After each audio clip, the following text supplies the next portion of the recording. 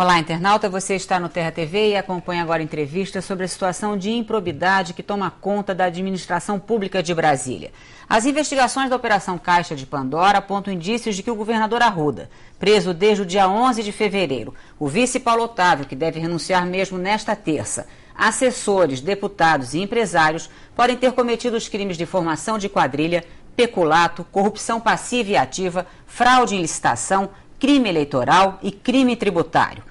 E todos estariam sujeitos à lei de improbidade administrativa, não fosse uma decisão do Supremo de 2007 que determinou que agentes políticos só podem ser julgados por crimes de responsabilidade pelo Poder Legislativo. Quem vai falar com a gente sobre o assunto é Gustavo Justino de Oliveira, professor de Direito Administrativo da Faculdade de Direito da Universidade de São Paulo. Professor, muito obrigada por o senhor ter vindo pessoalmente conversar com os internautas do Terra. Muito obrigado. É um prazer ter o senhor aqui. Obrigado. Professor, se a lei de improbidade não dependesse do Legislativo, o que aconteceria de imediato com o governador Arruda e deputados que foram filmados guardando dinheiro nos bolsos, bolsas, cuecas e meias?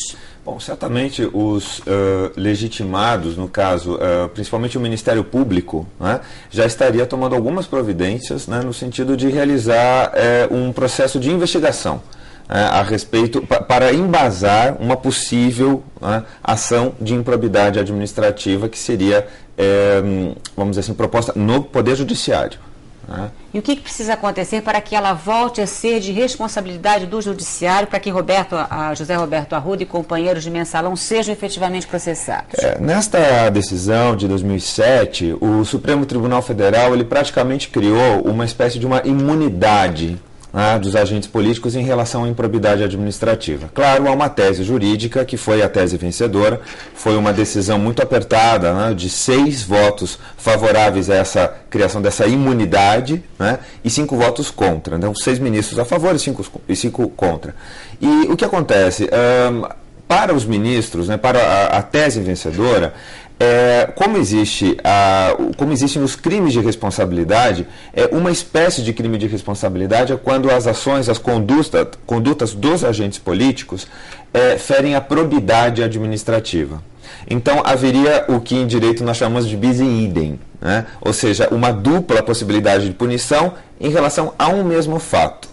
Então, foi esse o entendimento do Supremo Tribunal Federal. Mas não somente eu, mas outros colegas também não concordam desde aquela época, não é? Porque me parece que a Constituição de 88, ela criou um sistema que deve ter uma engrenagem, uma sintonia muito fina, né? Em que há basicamente 3 canais de responsabilização, né, dos agentes políticos. O primeiro canal é o canal da responsabilização por crimes comuns. Então, esses crimes que você mencionou no início, né, a corrupção ativa, a corrupção passiva, o peculato, né? Depois nós teríamos um segundo canal, que é o canal dos crimes de responsabilidade, que tem um fundamento político-institucional, muito vinculado à ideia do mandato, a referência ao mandato eletivo, à eleição, né?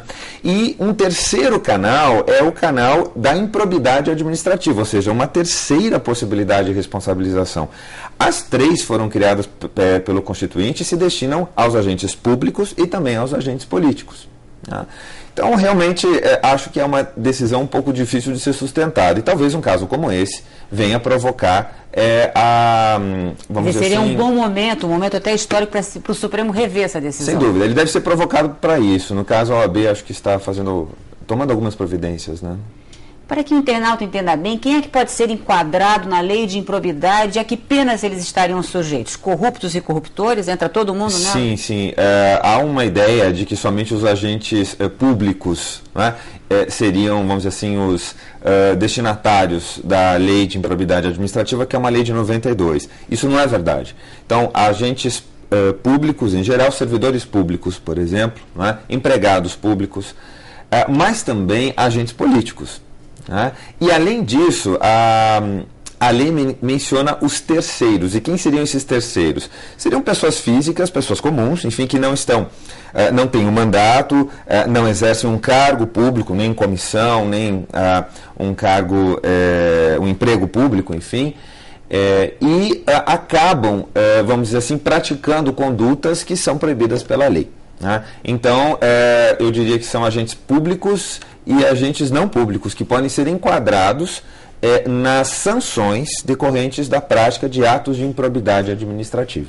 E nestas sanções também está previsto, por exemplo, a devolução do dinheiro público que foi roubado, que ele seja ressarcido, que os bens adquiridos pelos corruptos sejam tomados de volta? Sim, as duas principais finalidades da lei de improbidade administrativa são, a primeira, a proteção do patrimônio público. Então, certamente, quando há desvios, né, de dinheiro público, quando, por exemplo, um agente político se aproveita do seu cargo, né, para enriquecer ilicitamente, ele não desvia o dinheiro, mas ele se aproveita do seu cargo, né, para conseguir um dinheiro efetivamente que ele não teria direito. Né? Então, esse dinheiro, vamos dizer assim, esse lucro indevido, ilegal, certamente isso deve ser devolvido. Né? Então, quando ele desvia o dinheiro, ele tem que devolver o dinheiro que ele desviou. E quando ele percebe uma vantagem ilícita, né, em decorrência do seu cargo, então também esse valor deve ser devolvido aos cofres públicos. Né?